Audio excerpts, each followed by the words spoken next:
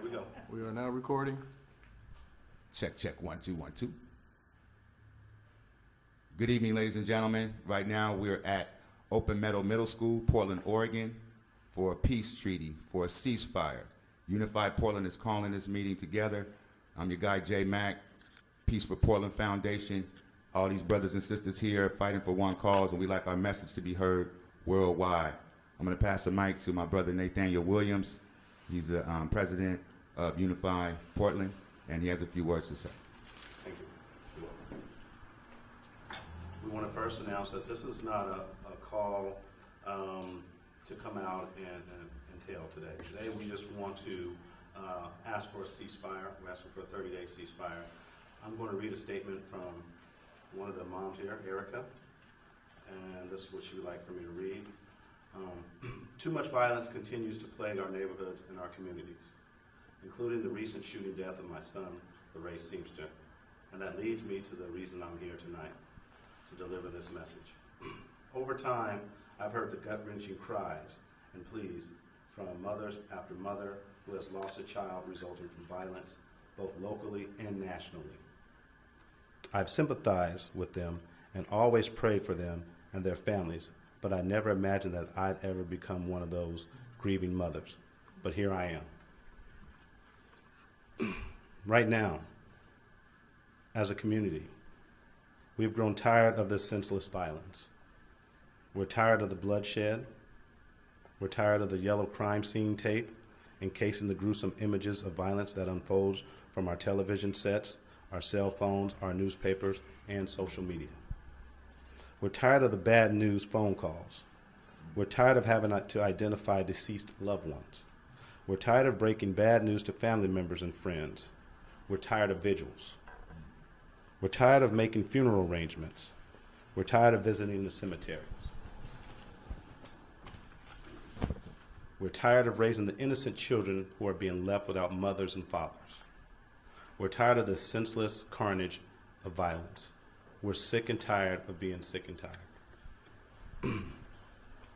My son had the blessing and privilege of being the fourth link in a loving, devoted, 5-generational family chain. This included my 90-year-old grandmother, my mom, myself, LaRae, and his firstborn, a 7-year-old son. Even though a link is missing from the chain, the love keeps us connected, and it helps to keep us strong and motivated. And that's why I'm here tonight, to make a difference, so that no other family will have to experience the pain as my family has, and hopefully by sharing my concerns, we will all continue to stay connected as an encouraging, supportive force for each other and for our community and our families. Therefore, the logical thing to do is request a ceasefire for the holidays, for all families, with an empty seat at the table this year.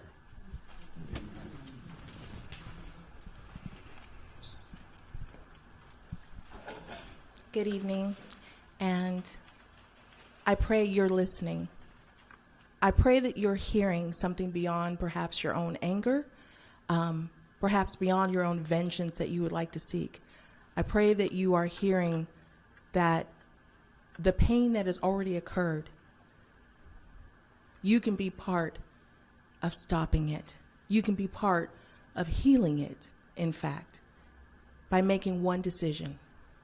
Today, for 30 days, we're asking, we're praying that you choose life above anger, that you choose change above anger, that you choose to be part of the solution of hope and healing in this community, that you choose to reach out from the depths of your heart, because I know that each and every one of you has a capacity to love.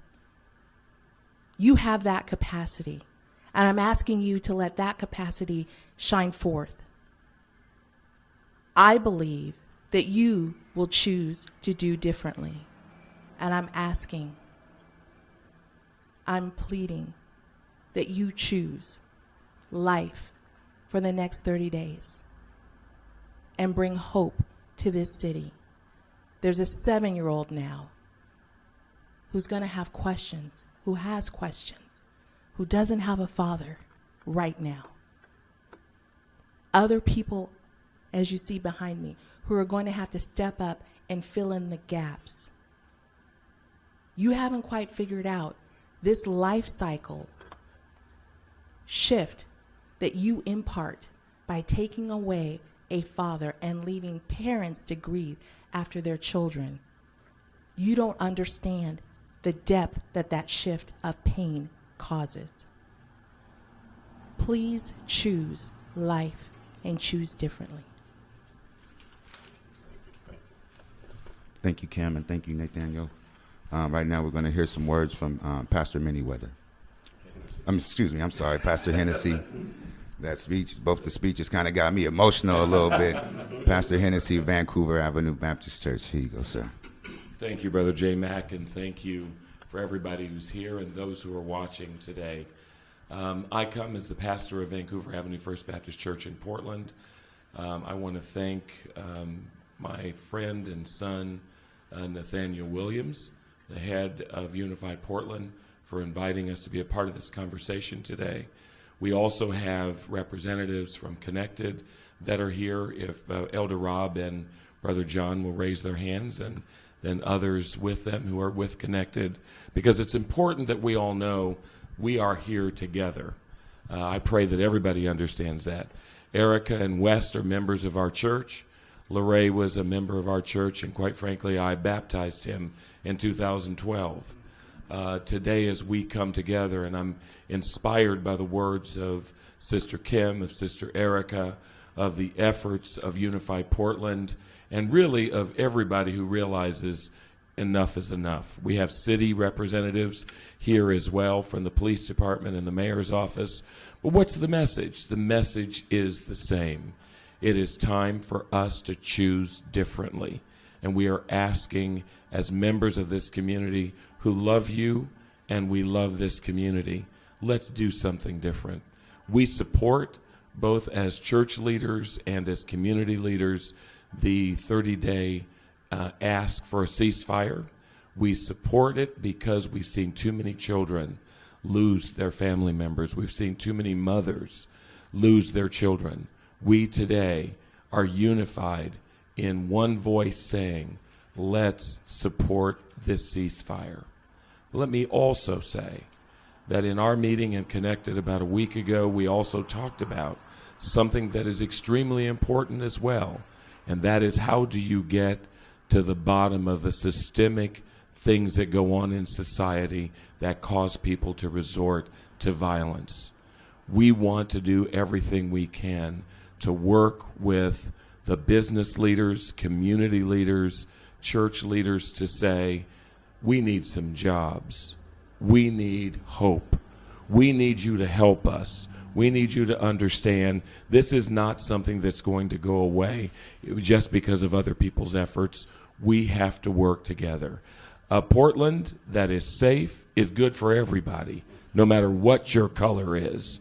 A Portland that is safe is just as good for Southwest Portland as it is for Northeast Portland. And so we want you to know that we are going to work together, because the more we reduce crime, the more we provide opportunities for people to live their lives. And don't make any mistakes about it. There are mothers and fathers who are part of the working poor, going to work every day, but unfortunately can't make ends meet. And too often times, violence is resorted to. We want to do our part to work together, work with business leaders, and really challenge them to say, you want a better Portland? Let's provide more jobs. Let's find more opportunity for people. Let's forgive some bills that people really can't pay, and they will never be able to pay them. And we write off business debt. We can write off debt from people who have been trying and trying and trying their best. And so we come as partners in this to say, we love this city, we love the Lord, but we also love these mothers and fathers and children that have been suffering, and we don't want any more to suffer. So therefore, we want to do what we can to work together to go after the systemic reason why people resort to crime in the first place. And we have some ideas about some forgiveness events so that everybody can be involved in this. We will do it, and Portland will be better as a result of it. Thank you very much. Thank you, Pastor Hennessy. We'd like to thank you all for listening. We have one more statement to say. I'm going to pass the microphone again to Nathaniel Williams. Thank you all for speaking. First of all, I want to thank Erica and family for allowing our team into your life during this time. We explained our vision and goals to Erica, and we have received her blessings, and we want to let you know that we do appreciate that. Next, we want to thank Unified Portland. We want to thank all families represented here tonight, Kim, and the rest of the community members, both present and at home. The void in your life will never be filled, but we hope that we can provide a little relief. Tonight, those in attendance and those at home have unified, and we are asking for a 30-day ceasefire from all hoods to allow families a peace of mind, comfort, and a time to grieve. To the young men whom we're asking to put down the guns, remember you have parents, family, and friends who worry about you. So this is an opportunity to put their minds at ease as well. Every time someone dies in your community, every time when someone dies, your community and family suffer, and your children will be left vulnerable. Let us have peace for the holidays. During these 30 days, Unified Portland will make a relentless effort to reach out to all hoods, and we are asking the hoods to reach out to us as well in order for this to happen. This is not a race. It's a marathon, one man at a time. We understand there's been damage done on a micro level and a macro level. We also understand this will take courage and honor from each hood. Yes. Unified Portland is an exclusive grassroots effort. However, we will partner with other groups in hopes of providing resources for gang members looking for other alternatives. Last, I would like to thank my team for working behind the scenes, establishing meaningful relationships in the streets. God bless Portland. God bless you, Nathan, and appreciate all the efforts you've been doing with your movement. And we hope you guys take heed to all the words that were spoken today. God bless you. Safe holidays. 30-day ceasefire starts now.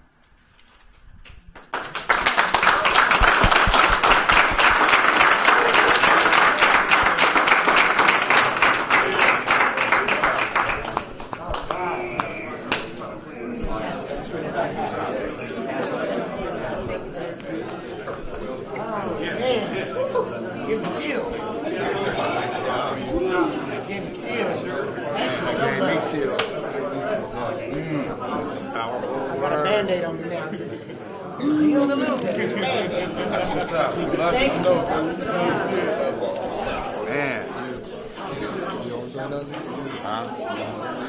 Yeah.